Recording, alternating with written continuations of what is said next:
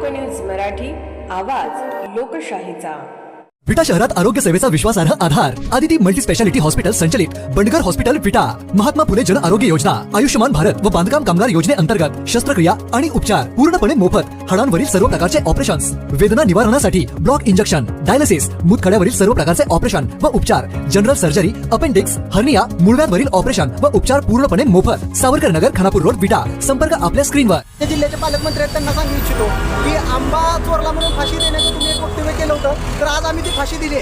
तो आंबा होता का सोन्याचा आंबा होता? आपल्या एका विद्यार्थ्यासोबत आणि तुम्ही स्वतः दोघं मिळून डिबेट करा। ते लंडनला शिकले ते, आपण कुठेतरी बुद्रुकवाडीत वगैरे शिकला असणार, त्यामुळे तुमची तेवढी पात्रताच नाहीये त्यांना आतंकवादी वगैरे म्हणण्याची। दिल्लीतील जंतर मंतर येथे विद्यार्थ्यांनी केलेल्या आंदोलनानंतर केंद्रीय शिक्षण मंत्री धर्मेंद्र प्रधान यांनी राजीनामा दिल्यानंतर या प्रकरणावरून राजकीय प्रतिक्रिया उमटू लागल्या आहेत। विट्यातील सामाजिक कार्यकर्ते विवेक भिंगारदेवी यांनी पत्रकारांशी बोलताना सांगली जिल्ह्याचे पालकमंत्री चंद्रकांत पाटील आणि आमदार सदाभाऊ खोत यांनी विद्यार्थ्यांबाबत केलेल्या वक्तव्याचा तीव्र निषेध केला। विद्यार्थ्यांचा आवाज दडपण्याऐवजी त्यांच्या प्रश्नांना न्याय देणे ही लोकप्रतिनिधींची जबाबदारी असल्याचे त्यांनी म्हटले। भिंगारदेवी यांनी आरोप केला की विद्यार्थ्यांबाबत आक्षेपार्ह आणि अवमानकारक वक्तव्य करणाऱ्या नेत्यांनी विद्यार्थ्यांची माफी मागावी, आंदोलन करणाऱ्या विद्यार्थ्यांना बदनाम करण्याऐवजी त्यांच्या मागण्यांकडे गांभीर्याने लक्ष देण्याची आवश्यकता होती। यावेळी त्यांनी धर्मेंद्र प्रधान यांच्या राजीनाम्याचा उल्लेख करत विद्यार्थ्यांच्या एकजुटीचा हा विजय असल्याची प्रतिक्रिया व्यक्त केली। मोठ्या नेत्यांवरती न बोलता माझे जिल्ह्याचे पालकमंत्री आहेत त्यांना सांगू इच्छितो की आंबा चोरला म्हणून फाशी देण्याचं तुम्ही एक वक्तव्य केलं होतं, तर आज आम्ही ती फाशी दिली।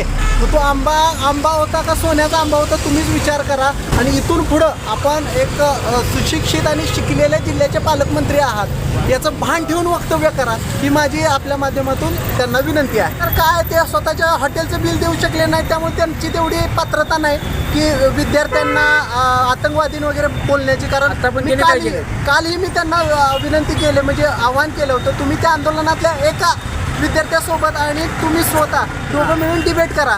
ते लंडनला शिकले ते, आपण कुठेतरी बुद्रुकवाडीत वगैरे शिकला असणार, त्यामुळे तुमची तेवढी पात्रताच नाहीये त्यांना आतंकवादी वगैरे म्हणण्याची। एक असते की कितपत चाटोगिरी करायची असते ती मर्यादा तुम्ही सोडलेली आहे, ती नागरिकांना संपूर्ण जिल्ह्याला कळालेली आहे। हा एक मेसेज आता तगडा मेसेज गेलेला आहे की आपण चुकीचं वागलो, की आपल्याला शासन आपल्याला शासन आहे। त्यामुळं भारतीय संविधानाने जर व्यवस्थित जेवढं डॉक्टर बाबासाहेब आंबेडकरांनी आपल्याला दिलेलं आहे ते जर व्यवस्थित जर तुम्ही सांभाळलं किंवा चालवलं, तर ते चालताना जर त्याचा चुकीचा वापर केला तर आपली काय अवस्था आहे ही आता धर्मेंद्र प्रधानांना कळाली असेल। विद्यार्थ्यांचे अभिनंदन, आम्ही तुमच्यासोबत कायमस्वरूपी आहोत।